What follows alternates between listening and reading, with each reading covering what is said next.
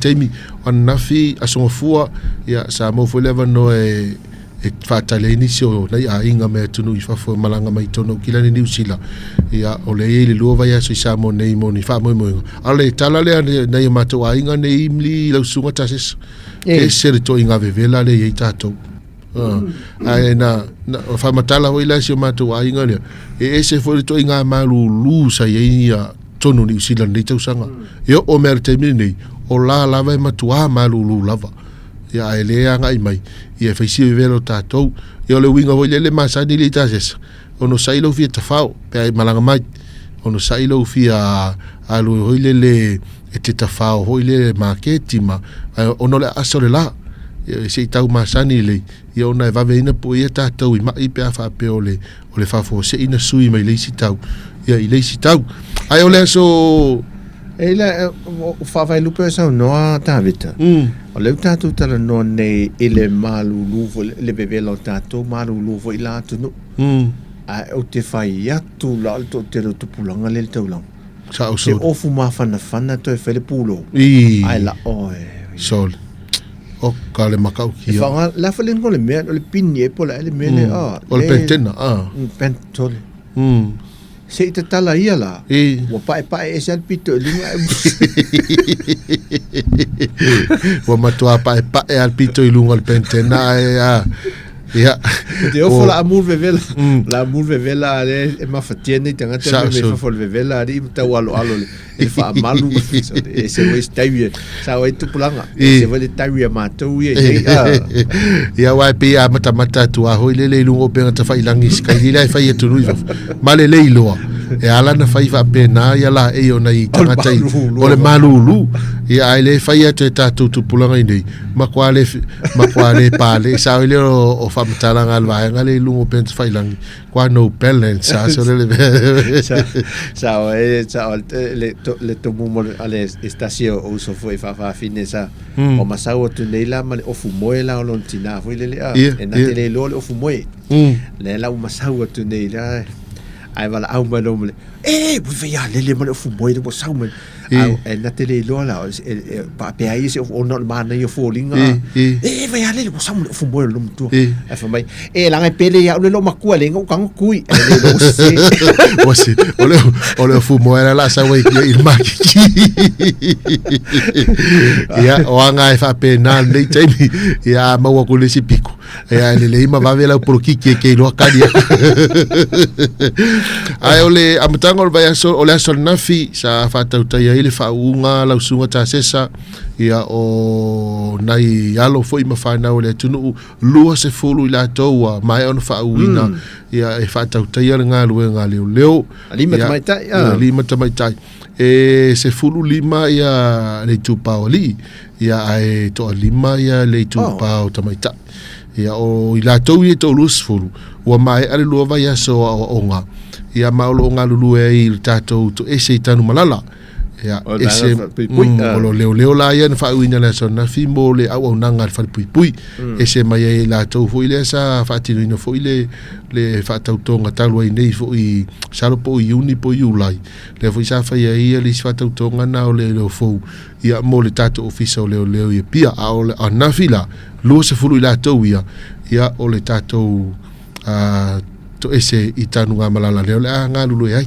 ia mai va ia foi le anga ngor fia malanga ngor fa ftai ia pe foi ia le o le fa manatu na fia fa manatu mana ia le fia ngor komisino leo la fia nga ia au pa au longo tino Filipo na toi fa manatu ia la tautuana ia le lato tautonga fa tino ngor lato tautonga e fa tino ile alofa la walunga me uma ile alofa ele ai se fai tu au ele ai se fai longa lanu a ia faia mea uma e faatino I le alofa e moni o le faatino I le aloa ia ingo le tu la fono vaenga uma ai pe o le alofa e ta ai uma I vaenga ia mo le faatautai o le latau ngā luenga ai le tala mana ia nafi istasi tamaita isa fa au an nafi o wa matau te foi le leina ua ma e ale fa ula ina ma ai savali me mai tai le u mai ata o le si mai tai le o fo o ata o fai ilangi fo launga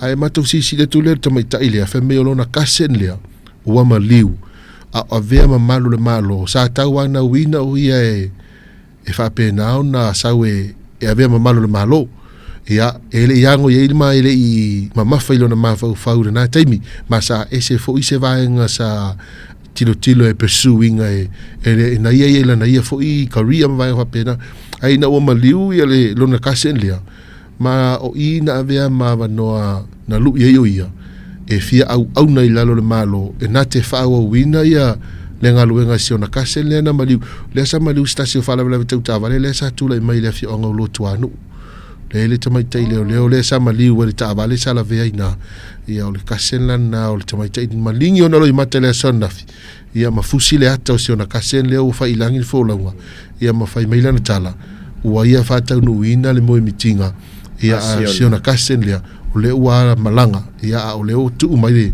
e ngalue whaua wele ngalue ngā mesero tautua le malu mana ia fo ina i na story ele whaamoi mua na whila sunga tāses o whaila o tala noa i le to ese alanga lele i le vatu ne le masina lente nei vai solo na lua o le masina te nina lule a si singa le mato kali si fwile le to ese si asi fwile o la le tula fono foula ua whaamamalu ina nei a mantua sola ele uma le lotu fwile le pea fwile sauninga pe le uta pena le whainga lotu fwile le asi singa le watua e o mai lole o nei a di matamai ta i fwile le to ese e si mai se sina se leni fwile le mua la tau ale mela lawe wale ma faina to e fai oh no i disi foi pui nga la le ta o foi le oni e ni fe fata o inga le fai fa pe fai ai e to noa i to ese moni wa ta fila i le mele le to e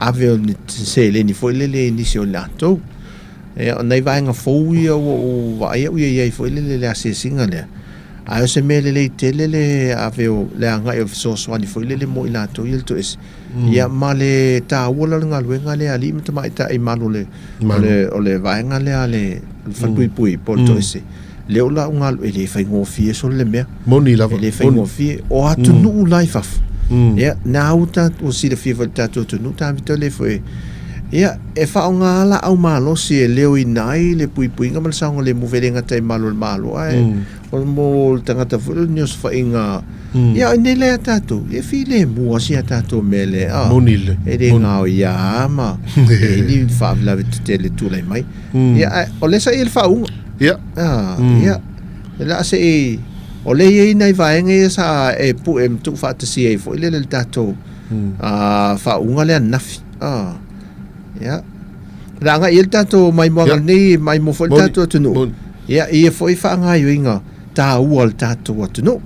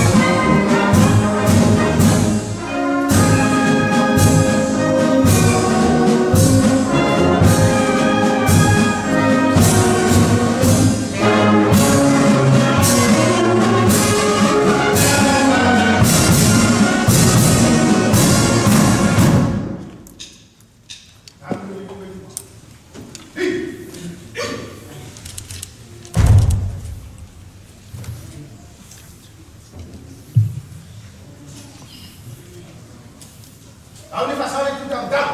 Ah. Ta.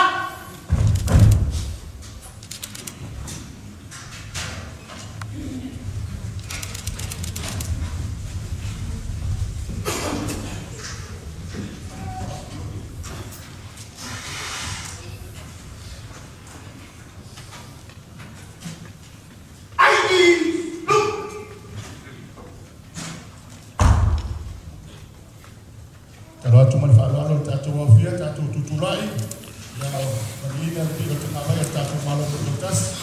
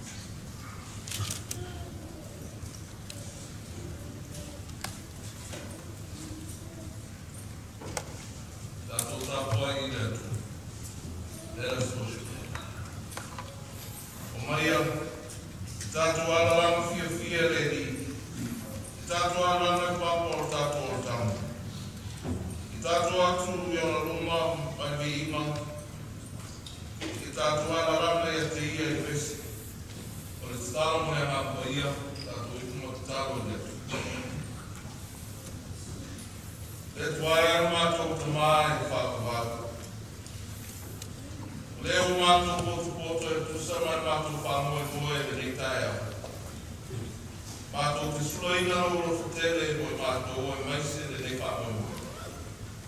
Taro le tue la wau e mai a te mātou e ala e no mātou ia. E o tui ai mātou uma. E no māhira o sinasira o la whaafoma mai. Tāpena momo le nei sāwinga o le nei asu. Whaafoi e pe lawa le viinga i lau uwhi. Nei māso kumasi o le whaafavaru. Amen. Nisi oku mai tuspaia te nai tātou ni tai ao. Maure mai le whengen tuai. I saia tātou e 5 suma fitu. Ar foi pue suma wha ngai suma leono. O te whaitawina foi pue suma 5. Whawhonga maia, rau whaitawina. Walo whapeon whetalai mai o leo maurunga mau sirisiri. O lea fio e whakakau e paia ron suafa. O te nofo e me maurunga man paia. Ma te nofo e ma lewa a meo tonu. Lewa o momo maulalo lona loto. E whamawhanawhana e o loto maulalo. A whamawhanawhana i loto. O e o loto mo.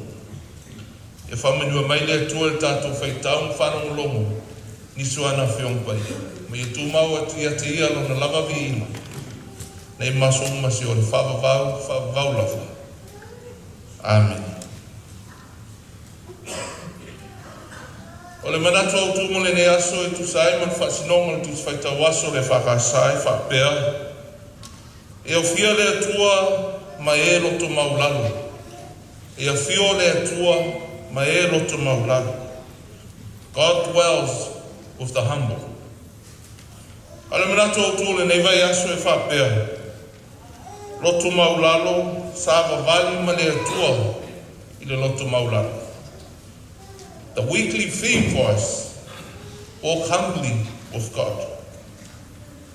O rwaenga tusi deo i saia deo na tātou whaitawina sina vaenga. O mwhai ana whamataleina e nisi e whape, e tōru lava vaenga o vai lai tusi o Isaia. O le vaenga mua, mai ntāku mua si o rwhai ntāku e tōru sumareina. Upu ia le atua mo Israel, a o le i whatawhea le lu. O upu whalai e au, mō lono nuhu whiriwhiria. Alo vaenga lona luon tāku mai whās fulua ngai 5 o leo whātā whea ni nuku. O leo stai tangaita Israel. O upo lea tua mo i lātou. Ino o whātā whea ma wharenga ina o lātou tangata i lātou ola tāpua. O upu whāmalo si au. E iei lava le taimi e toa ia e tā wheana. Ma toi fo i ai le lātou nu. O pu whana lea tua mo lātou. E i lava le teimi e toi fo ta ina o lātou tangata. Ma le vaenga lona tolu i saia pena tātou whaitawina sina vaenga. I le nei aso. Ntāu koe 5 sumaleona ngai leono sumaleona. O le toi fo ta ina o le nu o le tua. Toi whaafou. Ma upu o le whamoe moe mo tangata unu. Le iei le vaenga lea so tātou whaitawina. O leo maurunga ma sili o le atua lava lea. Upu lo tautala e le perfeta le atua. Na te whamawhanawhana. Ina i lātou whaalongo ia te ia. Ma te lea ina le tangi o le tangata loto mumomo. Le tangata o longona lo na lava se. Ma o sala mo i ana mea safa. A upo le manatu o tumo le ne aso e a fio le tua ma e loto maulalo. O le tangata loto momo, le tangata lava leo o sala mo lo na loto. Ma o le tangata o la mona lo na sise. O le tangata o la mona le loto maulalo. O le tangata leo a fio iai le tua. O le tangata foi leo sauni e toi fuata ina lona o langa. E pei foi na vai ina e tusi le neo Isaia. Lona vaenga lona tonu. o le toe fuataina o Israel. The restoration and the rebuilding of God's people. Le paiai o le nei mafutanga. E reo le whamoe le nā o le nei asu, ma le nei tae. Ma o lea wā mai le tala leia le atua mo I tātou, e a whio le atua ma e loto maula. O leo tātou whātasi nei, e moni mawina le tauti ngā ma le whinau o lātou sa aftawina. Mo le whamoe a ve ma au whai ngā ruenga o tanga ruenga o leo whakupoi sa.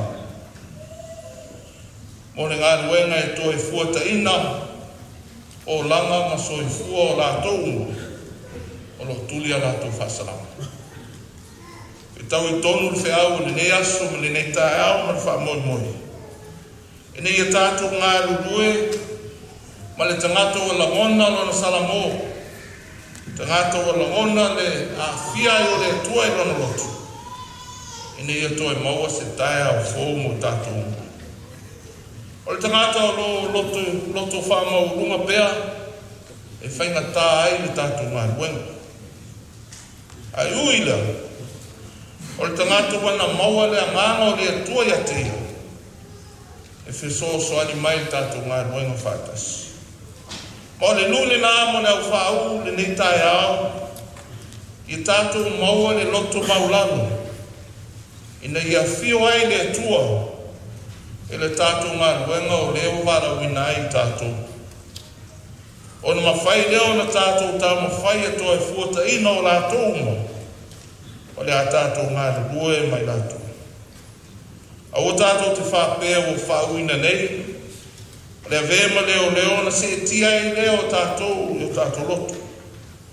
A e tātou mau pē le loto mau lalo. E a whio mai ai le atua. Ma pūlea I le atua o tātou o lalo. Pa ia e o le nei au whia. Lau whionga I konsina, sui konsina. Lau whionga I loia, ma pa ia o le nei au whia. O le mātau le tero mea lo tutupu yaso nei. I le whaingo whia lo tō ngāra. O no tau leo lo tausia, le manu puipuia o tātou tangata. Wha mālo, whaftai mo ngā ruenga ro whatinoina. Whaftai fōi lātou nei e tō lua se fūi. O foina o lātou soifua mo nei ngā ruenga. Le ngā ruenga e tausi ai while mō o Samoa. Mō mātua māima. Mō whānau o lātou nei. Mā lo lawa le tāpua. E le whaingo whia fōi le tōpi tō la au. Mā o lo mana o mia pēle tō langalanga o ino I lātou nei. Ia lātou ngā ruenga I whai. Mō leo whāu. Ia o tau maua, ia o sai. A wāga ruenga nei o whoinai o tau soifua mō le tātou whamoe le neasu. Ia whamaoni, ma ia sāma wali I whātasi ma le atua, ma le loto maulalo, o na manuia e leo tau ngāra, whamanuia tele le atua. We are all gathered here this morning to celebrate the achievements of these 20 recruits. The gospel message for us is from Isaiah chapter 57. And the prophet Isaiah speaks of hope. A hope that one day Israel will be restored and rebuilt and return back to their land. God walks with the humble person because God is with them. Now through the work of these new recruits, they will join a task force of Samoans who have dedicated their lives for the peace, keeping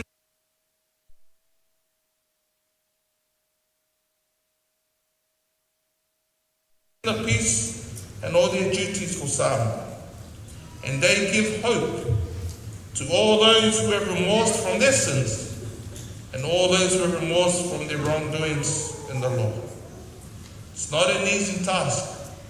And here we celebrate the achievements of 20 of them.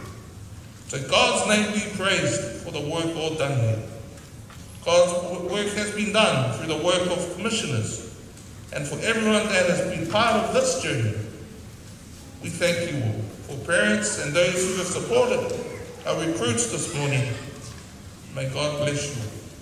For you recruits, you have chosen a life to serve Samoa, and may you walk humbly with God, and may God bless your journey.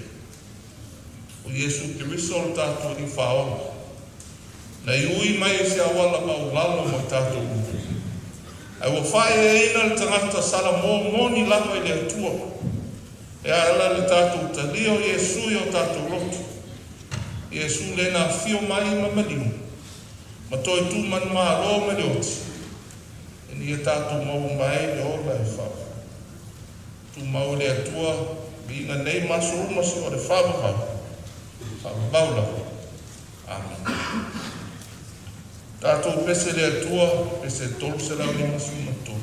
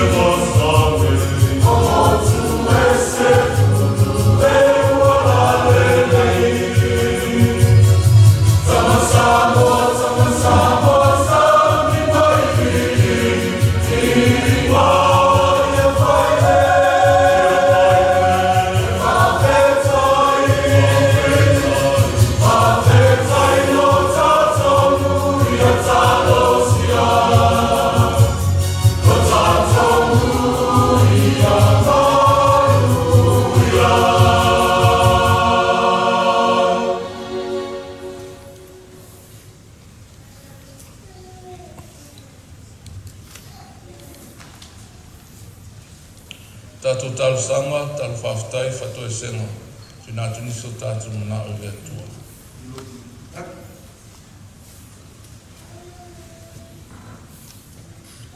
Let us pray. Le tu mana e mātou tamai whawawau. O te lawalo lofa mo I mātou. O le mātou te whawhtai ai na ufio le atua o mātou tamai. Whawhtauna le nei aso whawhawina e mātou mairos. Therefore, wau whanga poto I mātou nei. Mātou te mori mawina le nei whamoe moe tau. Praise you always, God for your might and your grace. We thank you for the lives of these recruits who have come together and offered them for Samoa. We pray, Lord, and we thank you for Jesus Christ, our Lord and our Savior. Te leo mātou ang sala le rie, o te leo mātou soria o tu la whonu pai. Te leo mātou soria o mātou manatu whamaulunga o mātou soa tangata. O tau mamao mai mātou le loto maulalo e peana ea oina mo I mātou ne nei aso. O Le mātou te talo ai lau fio le tua. Se whamanga roi nei mātou. Father, we know that sometimes we are not humble before you. And at times we walk away from your way. We pray, Lord, that you forgive us of our sins and instill humble hearts within us so that we continue our duties with humbleness and your grace upon us all. Talo le li e mo whamanuanga e mātou nei le mātou i whonga le ni taia. E whamanuia le tua e teitai o Samoa. Teitai whanmalo, teitai whale atunu. Teitai o tonu o mātou ai. Teitai whale kāris. Whamanuia ia mātou whanau le li e. Tau sia pia i mātou i lo whilemu. Anga lei lātou nei o whawina nea so le li e. E whamanuia la tungaiwa. Ni e maua i pēle malu o mātou tangata. E a lātou sāba wali man lotu mau lalo o malau whiu. Manuia e o la tungaiwa. Whamanuia o mātou waenga. Nei mātou nupa mau. Tau sia pēle o lofa manu wanga. Talo lea tua mo tai o ntanga ruenga leo leo whatpui pui. Komsina. Sui komsina mai mātou ua. Yang le leila o fium tau sia pe mātou e lau lofa i le mapae mai mātou.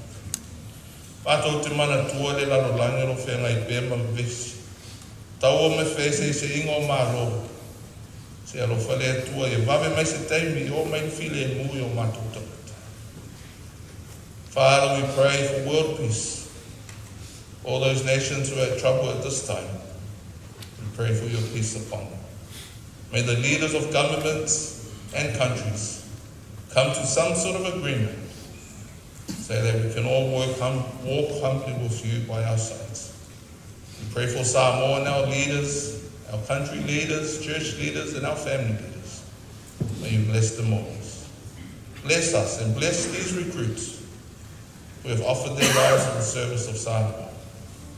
Nisi neo mātou te tālo leiri, tuinātu lau whiu. Si whai e pe e whina ngaro e leo sa mātou whātawana. Ono Iesu ala tua e mātou te talo. Mātou te whia te talo whātasi na te talo nei awa mai mo mātou. O mātou te mai o ne langa. E pa ia lo sua. Mai no ma. E lo whina ngaro. Pe me whina. E whai mai a te mātou na se ea mātou ne mai te talo.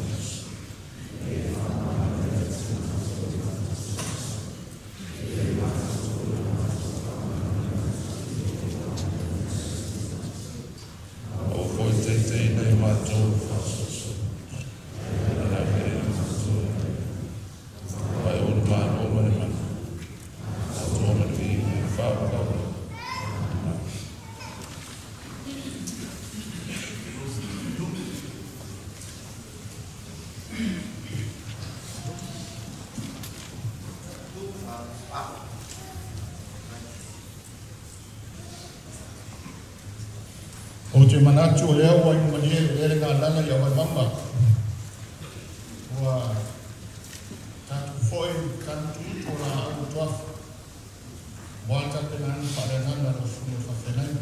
Pena tai ki tonu tau ai, mamaro si au tau whau. Natu whoi o tō whamanga ai pa ia o lea sila o potu potu ni aso. O mātou te tau. Ia sanu wha au bēro sunu whawhenai na wale tau sunu le kwai leo. A wale tua mai mātou. Thank you, Reverend, for leading us with prayers and the word of God, our prayers, that the Lord will continue to bless us upon you, so that you continue your calling to say God's word. Nei tu la te wala watu na whaalao e o whiama konsina, tanga leo leo wha pipui, na toi puatrina, ora sa o tōna atu, o whiama o wātu i tu whiu.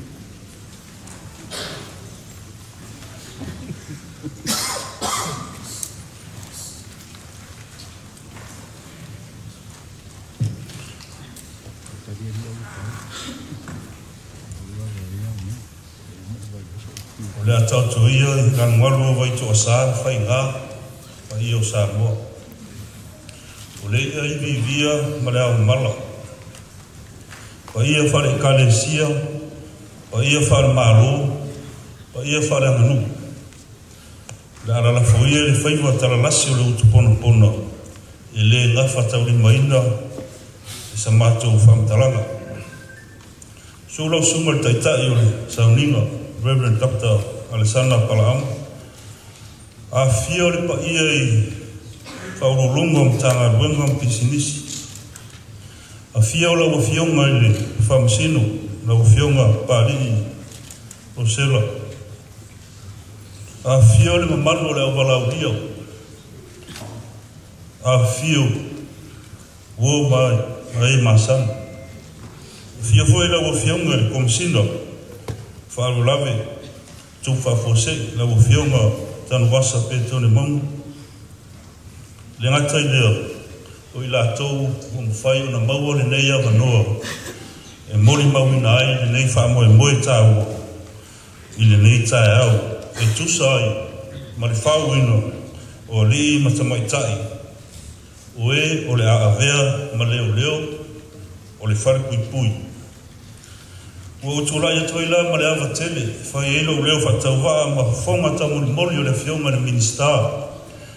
Fionga ia Whawalo Harry Schuster, ia e mori atu ai se whiau o le nei tae au. E tusa ai ma le whaamo e moe ta ua o li matamaitai, o maru le maru. E whaafitai ai la tau e sa whita e tunga, ma tāpena ina le nei whaamo e moe, mo le se fulu lua vai aso. E lei whai mo fie le nei whaamo e moe. Sa iei whaafita auri, sa iei whai ngata le awa onga. Peita iane, o le whaamo e moe le atua sinsili esi.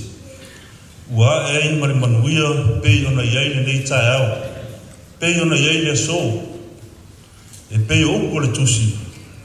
O le whaamo e moe o taunu. O le la au leo le soifua. Ia sa awa mua o e pei o le whetalenga.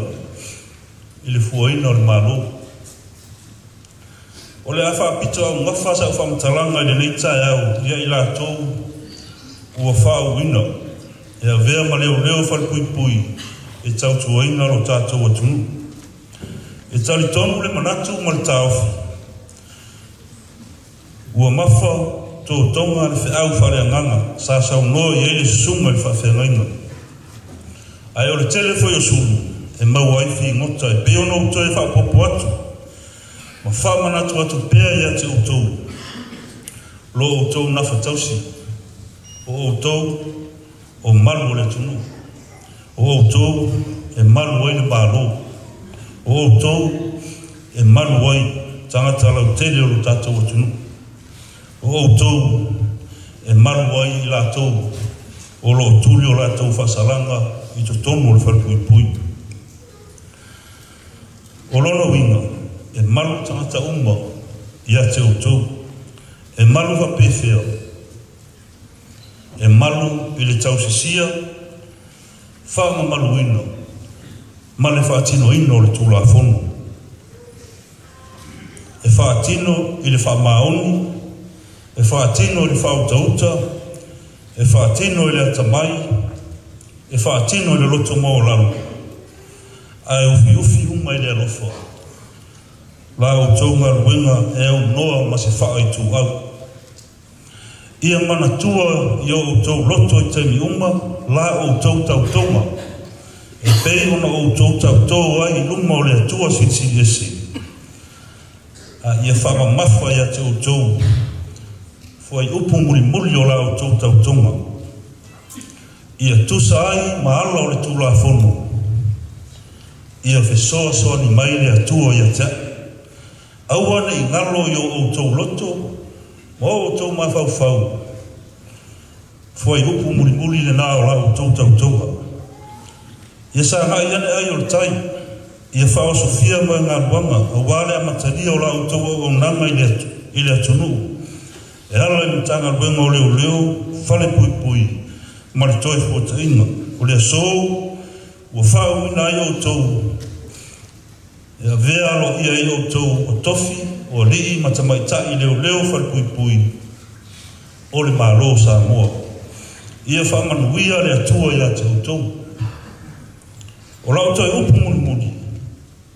E whapea se tasio o whamasino sa ngalua ni whamasinonga mawalunga le malo sa mo. O ana upu lava ia na whai mai atau, ai le tu ua le whamasino lea ma toi taliuro na tunu. Po le ale soli tu la fono, po le ale le anga o le tangata. Ia o tau mana tua, o loo pui puia, o na aia atatau, I lalo le whaavai o malo sa mo. Ia tala le whina li ma tu wai malfua. Ia ma maoli langi ai lau sunga le whawhengainga. Ia so I fua manuia le lasi o lau walau ia. A inga ma wo. A e ola le unga. So I fua mai manuia.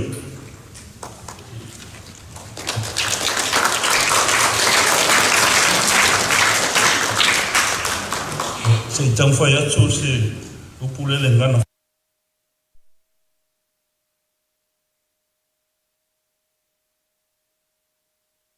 Whapertania mo tātou malo mai whafu. Reverend Dr. Isana Palamu, Honorable Judge Salalatoa Rosela Viane Pali, Commissioner Officer, our partners from the Australian Federal Police, Defence and British Police, Deputy Commissioner, Senior Management of the Ministry of Police, families and friends of the graduates, distinguished guests, ladies and gentlemen. It is an honor and a privilege for me to deliver the keynote address for this special occasion on behalf of the Minister of Police, Prisons and Correctional Services, Honorable Fawalo Harris Schuster, as he was conveyed his apologies for not attending the ceremony today. We would like to acknowledge Dr. Alisana Palamo for the message for the new recruits and for leading us through our opening prayer this morning to bless each and every one of us who have gathered here today, and especially to seek and blessings for the guidance of the 20 graduates now standing before you today. Today is the completion of a vigorous and intense 12 weeks of training and studies. As such, I would like to thank each and every one of the graduates for their service and sacrifice as they answer the call to undertake this most difficult, demanding but noble path. The past 12 weeks has prepared you to face the reality of the job and to be the best you are to serve the people of Samoa through your protection and in securing the prisons and correction facilities, as well as your service to the rehabilitation of the prisoners in your care. Today as well, we are celebrating as you have come this far. Your parents, families, friends, villagers should all be proud of your achievements. Remember, you are carrying all of them on your shoulders. The people of Samoa are counting on you to do your job with honesty and in accordance with the law. Remember your oath at all times, especially the two important sentences at the end of your oath, which I would like to say again, in accordance with the law, so help me God. Congratulations and all the best with executing your duties as prisons correction officers. And I would like to leave you with this word from one of the senior judges that used to work for the Supreme Court of Samoa. He said to me during the farewell ceremony, no matter how bad a person is, his rights are guaranteed under the Constitution of Samoa.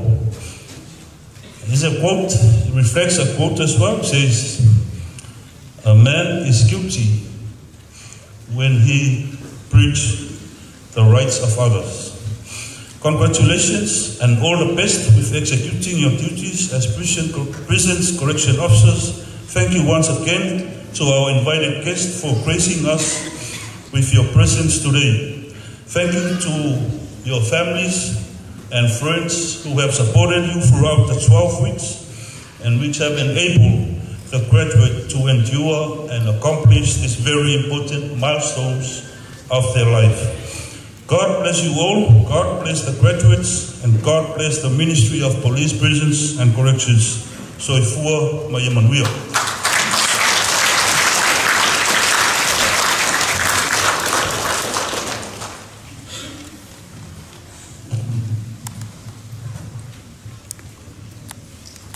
Natua mata nofung fa fomura fia.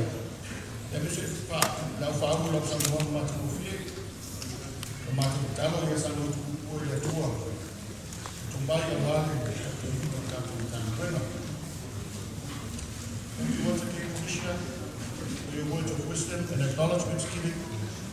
It is indeed an honor and privilege for our Christian colleagues to be with you today as they prepare to embark on their journey with you, sir. Tulani o te kalawatu mo whakaro o whenua e te komsina o whakupui mo le holo to whakutina o whenua le atau sa ngoro o sana. Ke mo whumaina o le ripoti mo rau te rena. Wa o oma le se whaaru, I would like to call upon the Deputy Commissioner of Prisons and Corrections, whenua le atau sa ngoro o sana. O 2023 Police Recruit Post Reform. Taimo le no. Lausunga le whawhengai na tautai o sauri. Au whionga i whamasino. Whionga i usilo tanga luengan mano. Ma islis tu mooti. Pa ia whatala le. Pa ia whalamano. Mano whaleanga nu. A mai se ia matua ma inga o whakatoa i ni yasu. Ura i amba ma kuna pere whaia. Paro i kata ni ia whaia ni yasu. La toa mai a onga.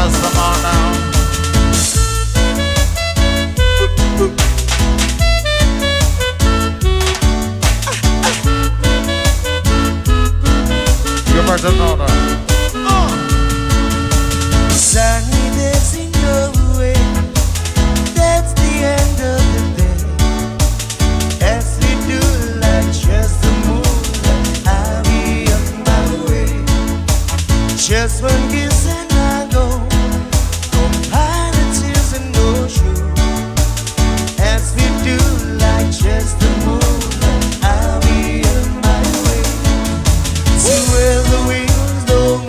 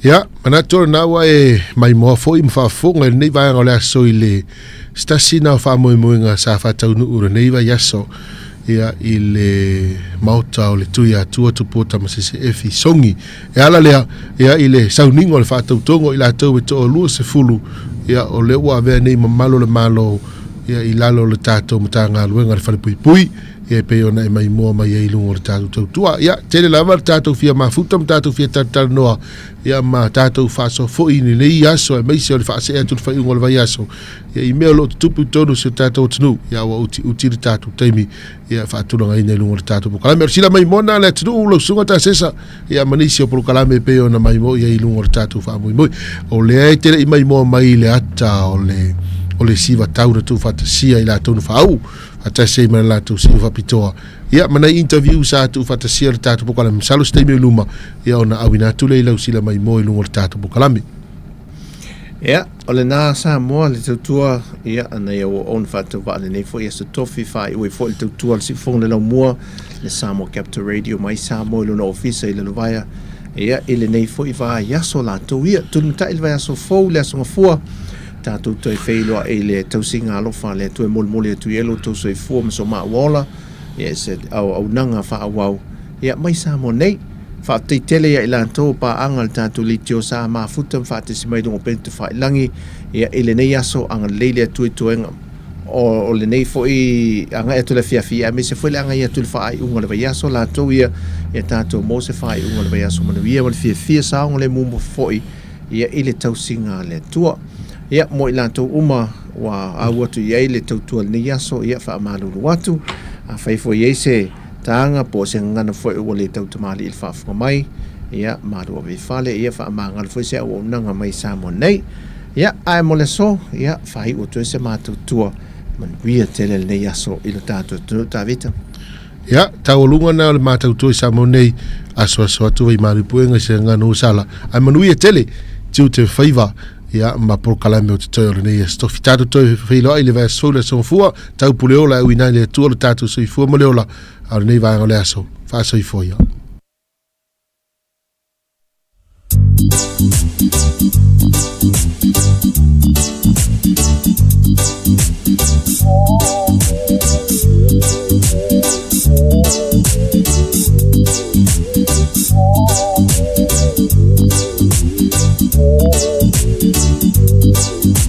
Listen to me, babe, I know you're up there somewhere. Tell him I'm not always a millionaire. Or send me some of your new jewelry. Tell him I'm not send a sympathy.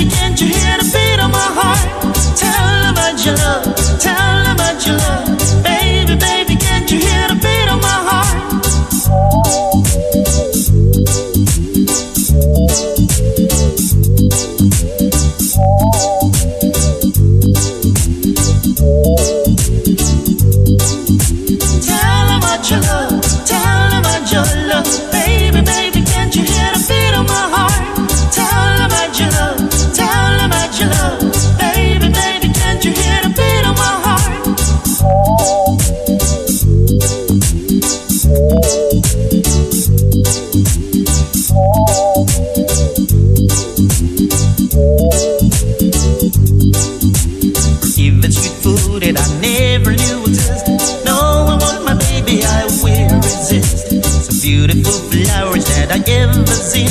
Tawala when I see the same.